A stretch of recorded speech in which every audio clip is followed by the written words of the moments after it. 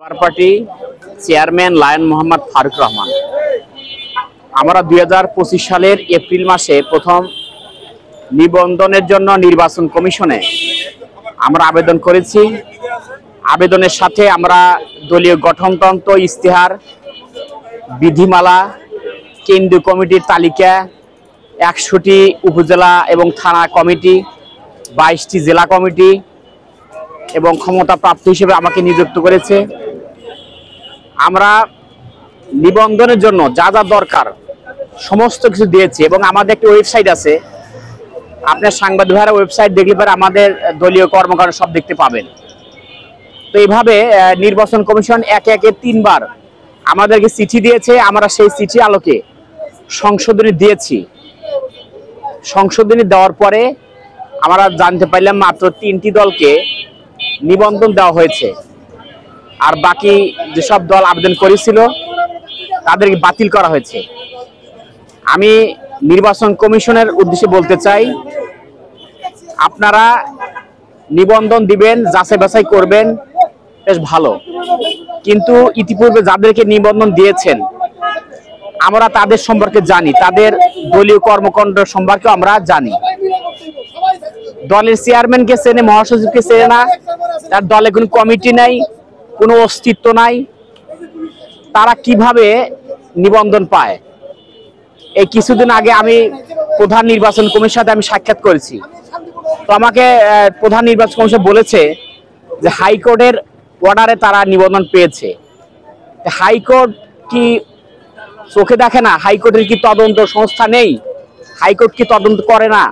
তাহলে এই দলগুলো যেগুলো নিবন্ধন পেয়েছে কিভাবে হাইকোর্ট এদেরকে নিবন্ধন দিল? আর প্রশ্ন এই, আমার কথা হলো যে যেসব তথ্য উপাত্ত প্রয়োজন, যে সাবমিটের দরকার আমরা দিয়েছি। আমরা জানেন যে বাংলাদেশে একটা জাতীয় নির্বাচন করতে হলে নিবন্ধন লাগে, তার প্রতীক লাগে। এখন যদি আমাদের প্রতীক না থাকে তাহলে তো আমরা জাতীয় নির্বাচন অংশ নিতে পারবো না। আমাদের জনপ্রিয়তা কি সেটা জনগণ দেখবে। আপনাদের কাছে নিবন্ধন দিয়ে দাও, আপনি নিবন্ধন দেবেন।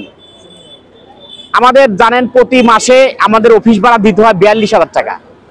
আমাদের নিজস্ব ওয়েবসাইট আছে, আমাদের কর্মচারী আছে অফিসিয়াল কাজ করতে, এবং সারা বাংলাদেশে আমাদের জেলা কমিটি আছে, উপজেলা কমিটি আছে, আমাদের একটা গঠনতন্ত্র আছে, ইস্তেহার আছে, বিধিমালা আছে।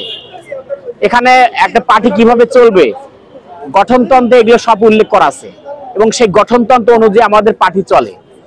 এবং ইস্তেহারে আমরা যে একটি সোনার বাংলাদেশ বিনির্মাণ করব, এর যে রূপরেখা, এই যে আগাম প্রস্তুতি, সেটা ইস্তেহারে উল্লেখ করা আছে।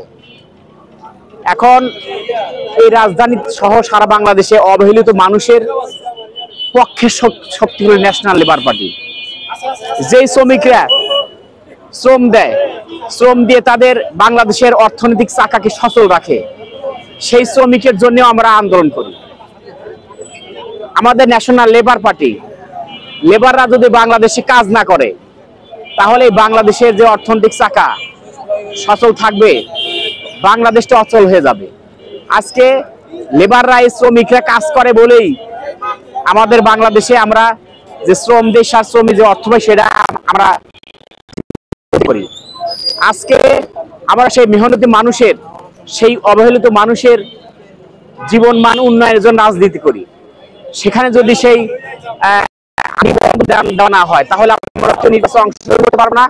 এবং জনগণের যে চাওয়া পাওয়া, জনগণের যে মত প্রকাশ, যে স্বাধীনতা, জনগণের মত প্রকাশের স্বাধীনতা ব্যালটের মাধ্যমে তারা প্রকাশ করে। এখন সেই ব্যালটে যদি সেই দেশের জনগণ যদি তাদের মত প্রকাশ করতে না পারে তাহলে সেই জনগণের চাওয়া পাওয়া ব্যাহত হবে।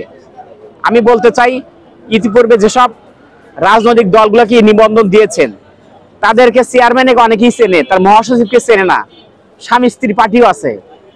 তাদের এমনটা হয়েছে যে এখন রাজনীতি হলো একটা লাভজনক ব্যবসা, এটা এখন লাভজনক ব্যবসায় পরিণত হয়েছে। আপনার তার নিজের কোনো অস্তিত্ব নাই, তাদের কর্মকাণ্ড নাই।